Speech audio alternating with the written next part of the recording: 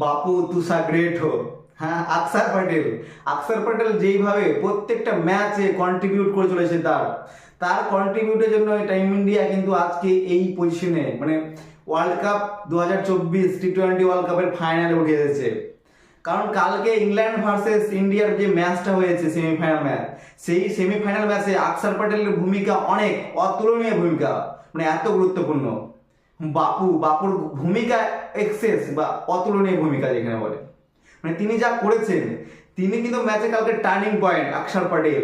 তিনি যেইভাবে জস বাটলারের উইকেটটা নিয়ে নিল, জস বাটলারের উইকেটটা নেওয়ার পরই যেন মানে ইংল্যান্ড টিম মানে ছিটিয়ে গেছে, যেন তারা আর নিজেদের মেলে ধরতে পারেননি। তারা যেভাবে প্রত্যেকটা টিমের এগেনস্টে মেলে ধরেছে নিজেদের, তারা কালকে কিন্তু আর মেলে ধরতে পারেননি। কারণ কালকে আকসার প্যাটেল যেইভাবে দুর্দান্তভাবে তিনটে মেন উইকেট নিয়েছেন, Jos Buttler, Livingstone, Moeen Ali, দুর্দান্ত তিনটে উইকেট মানে আকসার প্যাটেল যেভাবে নিয়ে নিয়েছে। ও আকসার প্যাটেলকে যদি দেখা যায় এই পুরো বিশ্বকাপটায় তার কিন্তু কন্ট্রিবিউট ব্যাটিংয়ে, বোলিংয়ে, ফিল্ডিংয়ে দুর্দান্ত।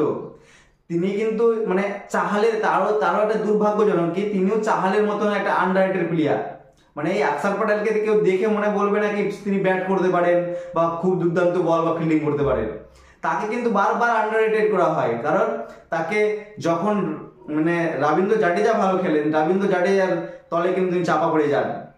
কারণ তিনি রবীন্দ্র জাডেজার কিন্তু চোটের কারণেই তিনি ইন্ডিয়ার তলে এসেছিলেন। ও তারপর থেকে তিনি যখনই সুযোগ পান দুর্দান্ত পারফরমেন্স দেখান এই আকসার প্যাটেল। আর এই ওয়ার্ল্ড কাপে টিমে সুযোগ পেয়ে কিন্তু তিনি দুর্দান্ত ভূমিকা রেখেছেন ওয়ার্ল্ড কাপে টিম ইন্ডিয়াকে ফাইনালে পৌঁছানোর জন্য। তিনি যে কালকে যে আকসার প্যাটেল যেইভাবে তিনটে কুশল টাইমে নিল, মানে যেইভাবে ম্যাচটা মানে যেইভাবে বাটলার কালকে খেলছিল, সেই সময় আকসার প্যাটেল যে বাটলারের উইকেটটা নিয়ে পুরো ম্যাচটার যে টার্নিং পয়েন্ট হয়ে দাঁড়ায় বা ম্যাচটাকে ভূমিকাটাকে পুরো চেঞ্জ করে দেয়। এইভাবে প্রত্যেকটা কিন্তু ম্যাচে দেখেন, আয়ারল্যান্ডের বিরুদ্ধেও তিনি কিন্তু 1 ওভার বল করে 3 রান দিয়ে একটা উইকেট নিয়েছিলেন। পাকিস্তানের বিরুদ্ধে 2 ওভার করে 11 রান দিয়ে 1 উইকেট। তো পাকিস্তানের বিরুদ্ধে কিন্তু ব্যাটও করেছিলেন দুর্দান্ত, তিনি 20 রানের একটা ছোট ইনিংস খেলেছিলেন।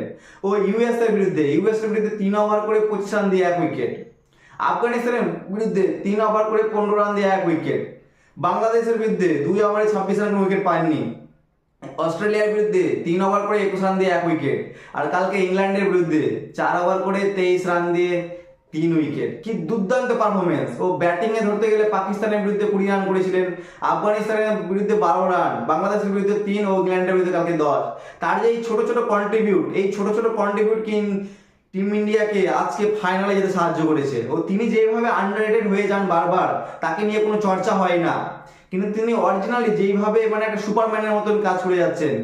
আগে বলা হতো স্যার রবীন্দ্র জাডেজাকে 3D প্লেয়ার, কিন্তু এই আকসার প্যাটেলকে দেখলেও সেইরকম মনে হচ্ছে।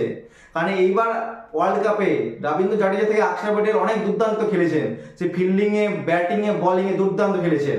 ও আকসার প্যাটেলকে আশা করা যায় আর একটা ম্যাচ যদি তিনি আর সেই রকম কামাল তার দেখিয়ে দিতে পারেন, বাপু তার নিজের যে কামাল দেখিয়ে দিতে পারেন, শুধু ফাইনাল ম্যাচে সবার আশা করে যাচ্ছে এই ফাইনাল ম্যাচে যদি বাপু তার নিজস্ব কামাল দেখিয়ে দিতে পারে, তাহলে বাপু তো গ্রেট হোক, কথাটা ঠিকই যেন আছে। মানে এইরকম একটা লেভেলের প্লেয়ার, তাকে কিন্তু বারবার আন্ডাররেটেড করে দেওয়া হয়। যেমন চাহালকে বারবার আন্ডাররেটেড করে দেওয়া হতো, সেই রকম কিন্তু আকসার প্যাটেলকে আন্ডাররেটেড করে দেওয়া হয়। কারণ তিনি যেইভাবে দুর্দান্ত হয়েছে, তিনি পাওয়ার প্লেতে বল করছেন, মিডিলে বল করছেন, যেখানে করাবেন তাকে, যেখানে ব্যাটিং নামাবেন সেখানে ব্যাট করছে। তাহলে এইরকম একটা অলরাউন্ডার, আমাদের টিমে যে 4টা অলরাউন্ডার, এই 4টা অলরাউন্ডারের মধ্যে 3টে অলরাউন্ডার যে বিশাল ফর্মে আছে, তাদের এই মানে অলরাউন্ডিং প্রদর্শনের জন্য কিন্তু টিম ইন্ডিয়া এতটা ব্যালেন্স টিম হওয়ার জন্য কিন্তু টিম ইন্ডিয়া আজকে ফাইনালের মতন একটা টি-20 ওয়ার্ল্ড কাপের ফাইনালের মতন একটা জায়গায় দাঁড়িয়ে আছে। শুধু আর একটা ম্যাচ জিতে নিলে কিন্তু এই টিম ইন্ডিয়া পুরো ওয়ার্ল্ড কাপটা জিতে যাবে, তাদের ইন্ডিয়ার সমস্ত আশা ইচ্ছা সব পূরণ হয়ে যাবে যেন।